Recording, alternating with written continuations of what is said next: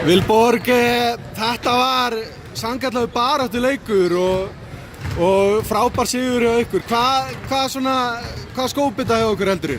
Við vorum svolítið slakir í byrjun en svo bara töluðum í hálfleik og bara mæta brjálaðar og ætluðum bara, við koma grimmar til leiks, þær mættu grimmar en við mættum ekkert, við hefðum getað mætt betur til leiks en það kom í seinni hálfleik þannig að Það var þriðji leikhlutinn, bara bjugguðu til gott forskot sem þið héldu bara út leikinn. Já.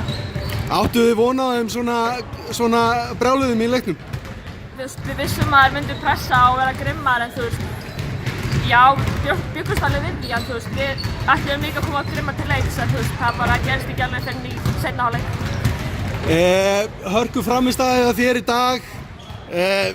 Ég held að ég var farin að halda að þú ætlaði bara að tjalda á vítalínu, það var alltaf verið að brjóta þér. Já, ég bara sótti vel á körfuna og ég var að fá góða sendingar á liðsfélögunum mínum og við bara gerum þetta saman.